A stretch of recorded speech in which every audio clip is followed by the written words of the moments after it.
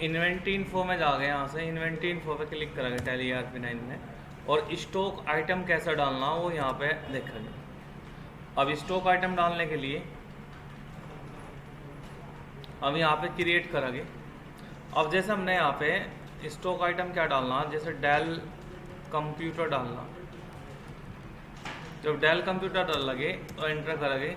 ये इलेक्ट्रॉनिक में जाएगा, एक तो ये सेलेक्ट करना, फिर हम इसे पीसीज में खरीद सकते हैं, इसको सेलेक्ट करना, फिर यहाँ पे लिखा GST एप्लीकेबल, इसको एप्लीकेबल करना, फिर यहाँ पे GST डिटेल नो है आपको यस करना, एंटर करना, फिर यहाँ पे लिखा है ऑन आइटम रेट लगाना या ऑन वैल्यू लगाना, फिर यहाँ पे टैक्सेबल करना है, ऐसा देखो टैक्सेबल करना है यहाँ से, एंटर।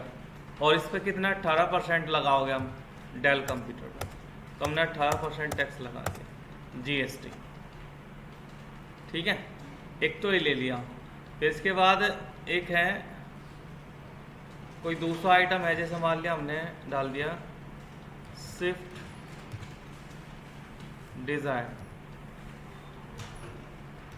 इस पे यहाँ पे इसमें जाएगा 4 व्हीलर में और नंबर में खरीद देंगे, और इसको नो की जगह यस कर देंगे, ऑन वैल्यू करेंगे, टैक्सेबल करेंगे, और इस पर 28% टैक्स लगा दिया,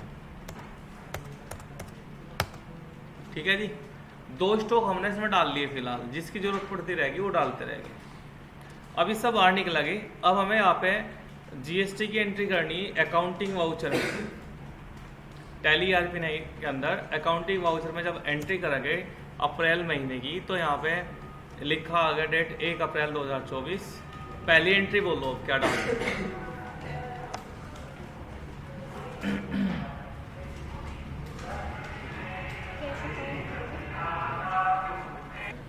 बोलो पहली एंट्री क्या है।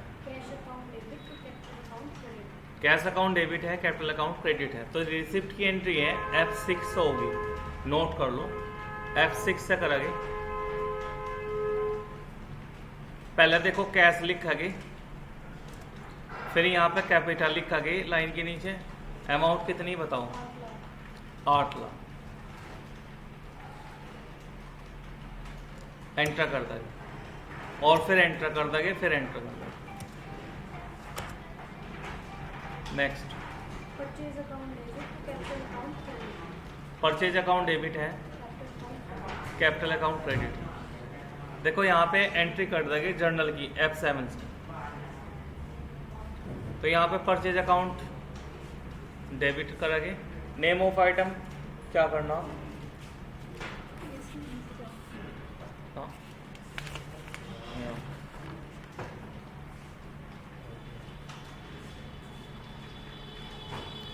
अब purchase item, name of item क्या खरीदना, डेल कंप्यूटर हमारे पास, मान लिया हमें डेल कंप्यूटर खरीदने, तो यहाँ पे को डाउन कहाँ से, दिल्ली से खरीद रहे, क्वांटिटी कितनी खरीदे, कितने पीस हैं, और कितने की है परचेज, 5 लाख की, 20 25 5 10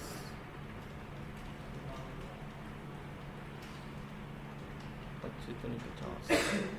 तो हमने यहाँ पे 25 पीस खरीद लिए और 20,000 रुपये पर पीस, हो गए 5 लाख। 25 पीस खरीदे, 20,000 रुपये पर रेट खरीदा पर पीस, और 5 लाख की हो जाएगी। तो डेल कंप्यूटर खरीद रहे हो, नोट कर लो।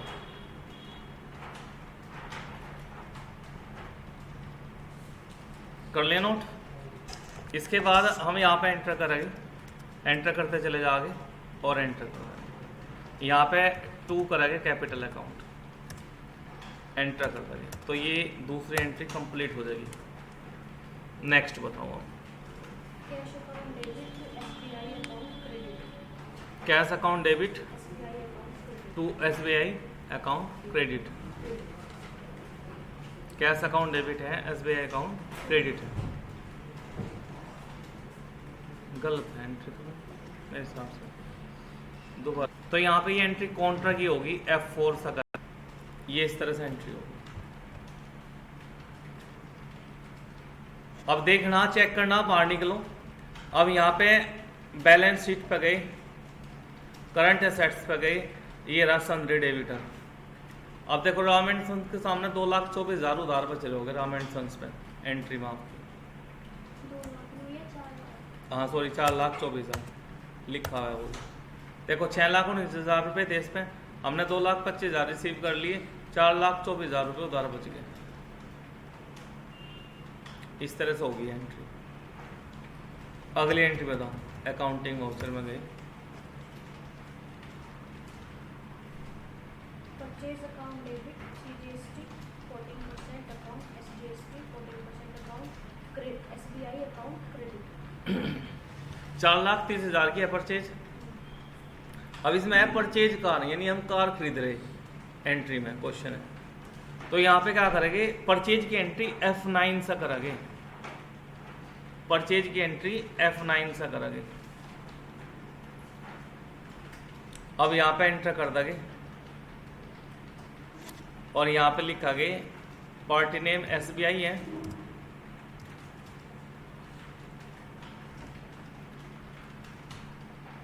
यहां से रेगुलर कर देंगे, एंटर। परचेज यहाँ पे हमने स्विफ्ट डिजायर कर ली, खरीदनी। कहाँ से खरीदनी, मान लिया मेरठ से खरीदनी। क्वांटिटी कितनी, एक गाड़ी खरीदनी हमें। कितने की खरीदनी, 4,30,000 रुपये की। देखो हमने एक गाड़ी खरीद ली 4,30,000 रुपये की। जैसे ही एंटर करेंगे, देखो एंटर करा, फिर एक बार एंटर करना। अब यहाँ पे CGST आगे 60,200 खुद कैलकुलेशन होगा, फिर एंटर करा, SGST लिखो। जैसे ही लिखा गया, एंटर करने के बाद CGST और SGST खुद कैलकुलेशन हो जाएगी और टोटल अमाउंट हो जाएगी 5,50,400।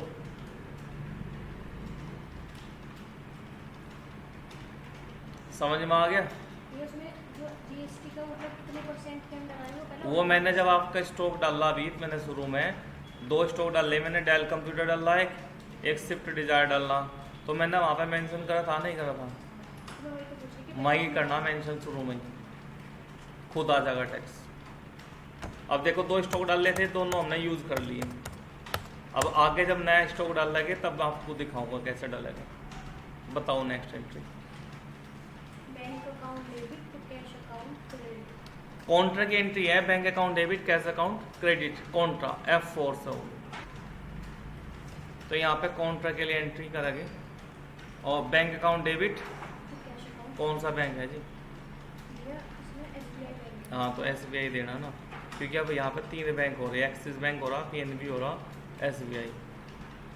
तो SBI दिया और यहाँ पे कैश अकाउंट, अमाउंट कितनी, 75,000। एंटर कर देंगे।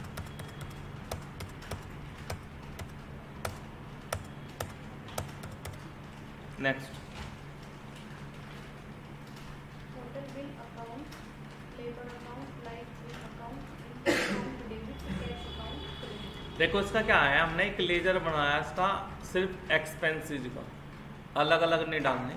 ये एंट्री हम पेमेंट में करेंगे F5 से। तो यहाँ पे कैश लिखेंगे और नीचे लिखेंगे एक्सपेंसेस अकाउंट। हमने एक्सपेंसेस के नाम से बना था पूरा एक खाता सभी का। अमाउंट थी 19,950, इतनी है क्या, 19,950। एंटर कर दो। ये पेमेंट की एंट्री है, ये जर्नल जैसे पहले होती थी ऐसा हो जाएगी। Next, cash account debit to PNB account credit. Cash account debit है, टू PNB क्रेडिट है। तो कॉन्ट्रा एंट्री है, ये भी F4 से होगी। पहले कैश लिखोगे, फिर PNB लिखोगे। अमाउंट कितनी जी, 40,000। एंटर कर दे लिखे। नेक्स्ट,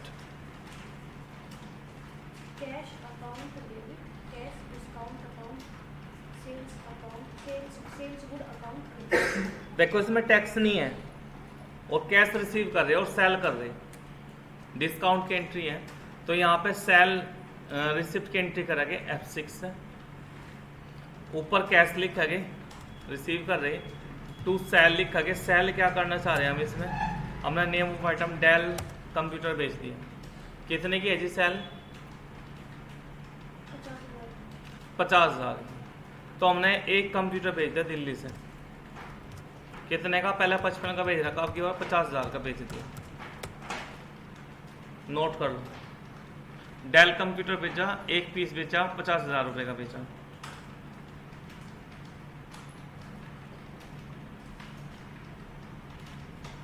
कर दिया, एंटर कर देंगे।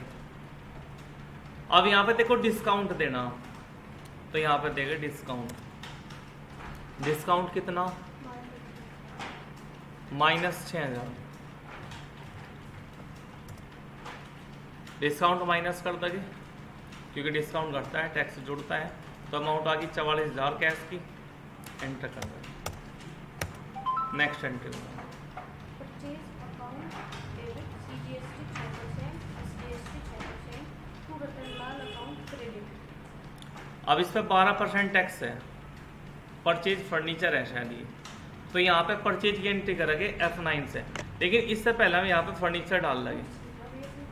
कोई बात नहीं, 12% के लिए मैं एंट्री कर रहा हूँ। यहाँ पे इन्वेंट्री डाल देंगे, और हमने यहाँ पे स्टॉक आइटम डाल दिया। मैंने यहाँ पे लिखा सोफ़ा चेयर खरीद रहा हूँ, मान लिया मैंने, और ये फर्नीचर में जाएगी।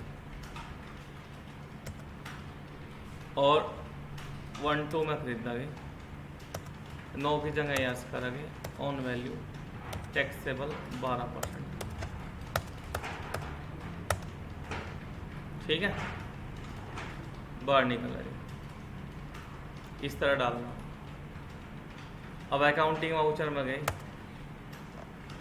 परचेज की एंट्री है F9 से करेगी। एक बार दोबारा एंट्री बोल दो।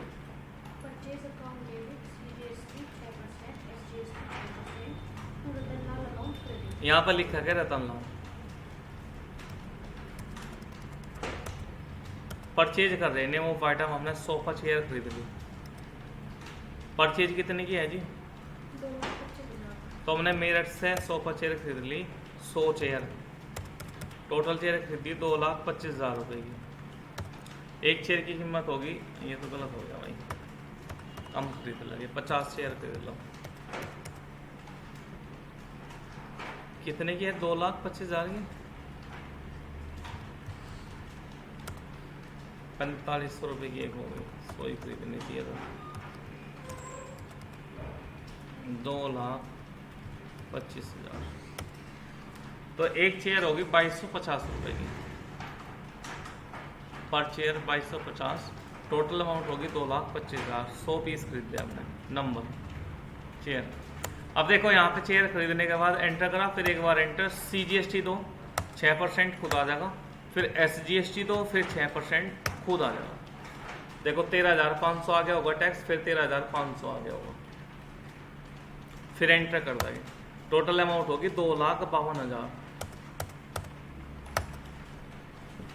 हो गया अप्रैल की एंट्री।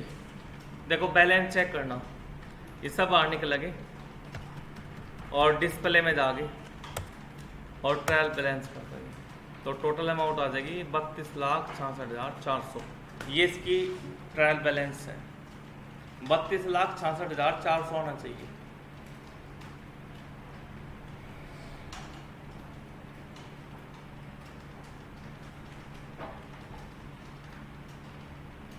आगे समझ में? दूसरे महीने की भी करा दूं या पहले ही करोगे? चलो तो यही कर लिया। सर इसमें 7 और 8 वही चढ़े थे बस। कौन सा है? 7, 8 GST ले लो।